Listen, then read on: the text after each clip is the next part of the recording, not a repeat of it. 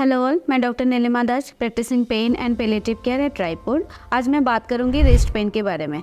वैसे wrist pen के बहुत सारे कॉजेज हैं। मैं आज बात करूंगी कार्पल टनल सिंड्रोम के बारे में। तो चलिए शुरू करते हैं। तो कार्पल टनल सिंड्रोम के बारे में जानने से पहले हमें थोड़ा सा एनाटॉमी रिस्ट जॉइंट का जानना जरूरी है। देखिए, हमारे जो रिस्ट जॉइंट है उसके जो कार्पल टनल मीन्स एक सुरंग है। अब इसको बनाने के लिए जो दो चीज है वो है, नीचे बोन होता है, 8 कार्पल बोन होते हैं। उसके ऊपर लेटरल टू मीडियल साइड में एक लिगामेंट होता है ऊपर, जो उसका छत बनाते है। तो ये जो नीचे बेस में सारे बोन्स होते हैं, 8 बोन्स इन 2 लाइन में होता है, सामने एंड पीछे 4 एंड ऊपर एक टनल दोनों को बनाते हैं, वो लिगामेंट होता है जिसको हम कार्पल टनल लिगामेंट और फ्लेक्सर रेटिनाकुलम बोलते हैं। तो ये जो टनल बनता है, इसकी बेस, इसके जो अंदर से जो स्ट्रक्चर जाते हैं वो है हमारे फोरआर्म के सारे टेंडन जो फिंगर में जाके अटैच होते हैं, एंड इम्पोर्टेंट जो नर्व, मीडियन नर्व जो इसके टनल के थ्रू जाते हैं, और भी 2 नर्व से जो टनल के बाहर से जाते हैं। तो सिंड्रोम में वो नर्व इन्वॉल्व नहीं होते हैं, मीडियन नर्व अंदर से जाते हैं तो मीडियन नर्व इन्वॉल्व होते हैं। अब क्यों होता है?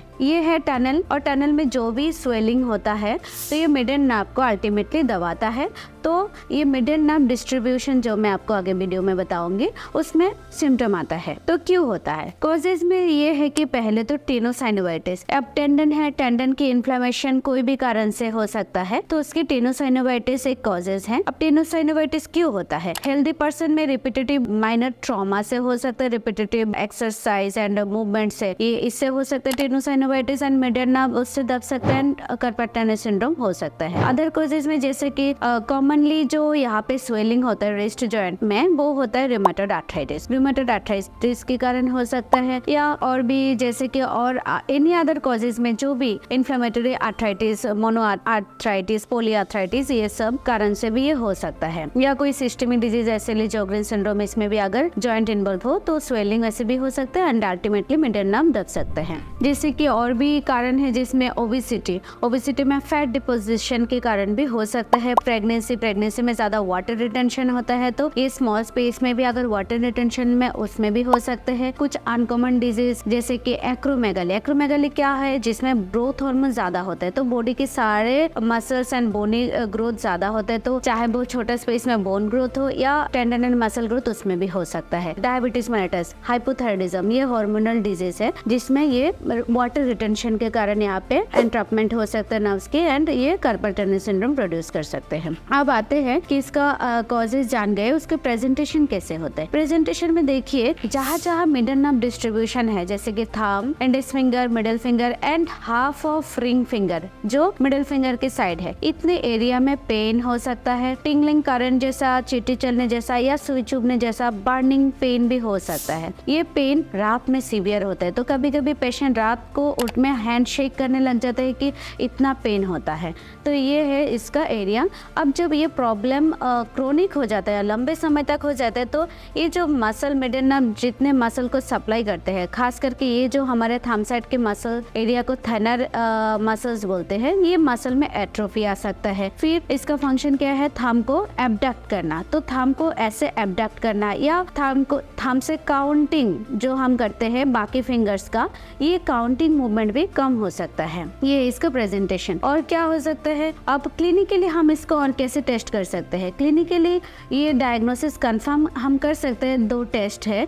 एक है जैसे टिनेल साइन होता है। टिनेल साइन में क्या होता है कि हम अगर रिस्ट को थोड़ा एक्सटेंड करके इसमें अगर टैप करें, ये यहाँ पे ये डिस्ट्रीब्यूशन होता है मिड ऑफ द रिस्ट में, हमारा मिडल नर्व एकदम सुपरफिशियली कार्पल टनल के नीचे से जाते हैं, तो हम इसमें अगर टैप करते हैं तो वही tingling and burning sensation reproduce हो सकता है। इसको बोलते हैं टिनेल साइन। दूसरा है कि फेनल टेस्ट। फेनल टेस्ट क्या होता है? अगर कुछ देर हाथ को 30 to 60 सेकेंड के लिए इस कंडीशन में रखा जाए, तो यहाँ पे भी मिडिल नर्व कंप्रेस हो सकता है, जो नॉर्मली हमें ये रिप्रोड्यूस नहीं करता, कोई पेन नहीं होता, बट जिनको थोड़ा सा भी अगर उस एरिया में कार्पल टनल में स्वेलिंग या एरिया कॉम्प्रोमाइज हो, तो ये पॉजिटिव पॉजिटिव मतलब पेन करेगा। ये 2 क्लिनिकल टेस्ट है। अदर टेस्ट हमें कंफर्म करने के लिए, जैसे कि मैंने बोला कि इसके बहुत सारे कारण हैं, तो हमें उस कारण को कंफर्म डायग्नोसिस बनाने के लिए हमें कारण को देखना जरूरी है, जिसके लिए ब्लड टेस्ट जरूरी है, जिसमें thyroid, blood sugar roll out करना है, कोई इन्फेक्शन या इन्फ्लेमेटरी कॉजेज को रोल आउट करने के लिए हमें ESR, CRP, इवन गाउटी आर्थराइटिस को देखने के लिए यूरिक एसिड, रूमेटॉइड प्रोफाइल, क्योंकि बहुत कॉमन जॉइंट है रूमेटॉइड आर्थराइटिस में इस जॉइंट इन्वॉल्व होना, तो हमें ये सारे टेस्ट, ब्लड टेस्ट जरूरी है। बाकी रेडियोलॉजिकल टेस्ट में एक्सरे, कभी कभी क्या होता है बोन अगर बढ़ जाता है तो या कोई MRI की भी जरूरत पड़ सकती है, कोई नार्व की न्यूरोमा या टेंडन में ट्यूमर हो तब भी स्पेस कॉम्प्रोमाइज हो सकते हैं, देन कार्पल टनल सिंड्रोम हो सकता है, तो उसको MRI की भी ज़रूरत पड़ सकता है डायग्नोसिस कंफर्म करने के लिए। अब जब डायग्नोसिस कंफर्म हो जाता है उसके बाद ट्रीटमेंट ऑप्शंस क्या क्या है। ट्रीटमेंट ऑप्शन में पहले तो हमें रेस्ट देने की ज़रूरत है, क्योंकि ये excessive flexion and extension movement के कारण होता है रिस्ट जॉइंट पे, तो हमें रेस्ट एंड स्प्लिंटिंग की ज़रूरत पड़ता है। अगर स्वेलिंग है तो कोल्ड एंड हॉट कंप्रेशन भी, उसमें फिजिकल थेरेपी भी बहुत काम करते हैं। एंड पेन किलर के साथ, पेन किलर जिसमें एंटी इन्फ्लेमेटरी रिएक्शन ज़्यादा हो, इन्फ्लेमेशन एंड स्वेलिंग कम करने के लिए हम वो मेडिसिन के सहारा ले सकते हैं। जब आफ्टर 10 दिन ये मेडिसिन और splinting and physical therapy, heat and cold compression से काम नहीं होता, तो हमें और क्या कर सकते हैं ट्रीटमेंट ऑप्शन, हम इंजेक्शन थेरेपी पे जा सकते हैं, जिसमें हम अल्ट्रासोनोग्राफी गाइडेड हम देखते हैं कौन से टेंडन की स्वेलिंग है। टेंडन के बाहर हम स्टेरॉइड या PRP थेरेपी भी जा सकते हैं। क्रोनिक कंडीशन में क्या होता है, टेंडनाइटिस इतना ज़्यादा होता है एंड बहुत लॉन्ग टाइम से अगर मीडियन नर्व की कंप्रेशन होता है, तो कंप्रेशन के पहले वाले हिस्सा जो मीडियन नर्व, उसमें भी चेंजेस आ सकते हैं। तो पूरे ही मीडियन नर्व के लेंथ में जहाँ जहाँ चेंजेस है वहाँ पे हमें डाइसेक्ट करना पड़ता है अंडर सोनोग्राफी। ये एक ट्रीटमेंट ऑप्शन है।